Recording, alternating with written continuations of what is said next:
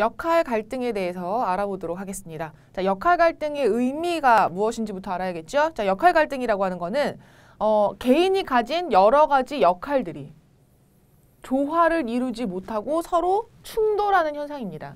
개인은 사회 속에서 특정한 지위를 갖고 있고요. 지위에 따라서 기대되는 이제 행동의 방식이나 뭐 이런 사고나 이런 것들을 우리가 역할이라고 하죠.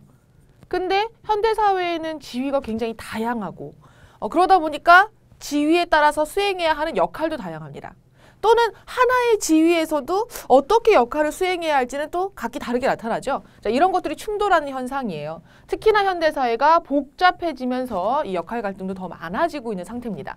자, 역할 갈등의 발생 원인 두 가지로 나눠보면 이제 역할 모순 그리고 역할 긴장이라고 하는 게 있는데, 역할 모순이라고 하는 거는 지위가 여러 가지여서 선생님은 선생님이면서도 또 엄마이면서도 또 뭐 누나이면서도 또 딸이면서도 이런 여러 가지의 이런 지위들을 갖고 있죠. 그래서 그 지위에 따라서 수행해야 하는 역할도 다양한데, 선생님이 당장 시험 기간에 시험 이제 바로 직전 날이어서 이런 이제 수업을 해줘야 되는 날이에요. 그런데 이날 갑자기 어머님이 아프시대요. 자, 그러다 보니까 딸로서 나는 어머님을 모시고 병원을 가야 할지, 아니면 당장 이 많은 학생들을 앞에다 두고 시험을 대비해 줘야 할지, 그런 고민에 빠지게 되겠죠. 그런 것이 바로 역할 모순입니다.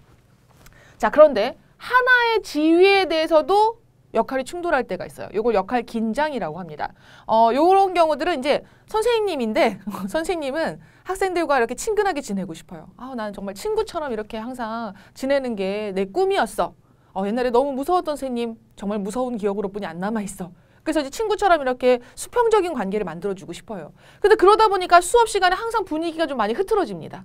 그러다 보니까 잠깐 이럴 땐 내가 또 이렇게 좀 엄하게 이 권위를 좀 가지고 해야 하나? 그래서 권위 있는 선생님이냐 아니면 이렇게 친구 같은 선생님이냐, 이런 역할을 가지고 또 고민에 빠질 수가 있겠죠. 자, 이게 바로 역할 긴장이에요. 자, 역할 갈등을 원만하게 해결하지 못하면 계속 개인적으로는 정서적으로 불안하고 이거 어떡하지 해결이 안 됐는데, 자, 그리고 사회적으로 이런 정서적으로 불안한 개인들이 모여 있다면 혼란할 수밖에 없고요. 그 역할들이 잘 수행되지 않으니까. 자, 그래서 타협점을 찾아야 합니다. 먼저 우선순위를 정해서 먼저 해야 할 것들을 정하고요. 그리고 차례대로 수행해야겠고요. 역할을 모두 수행할 수 없을 때는요, 과감하게 한 가지를 포기하는 것도 방법이 됩니다. 또는 갈등 요인을 제거하는 것도 해결 방법이 될 수 있겠습니다.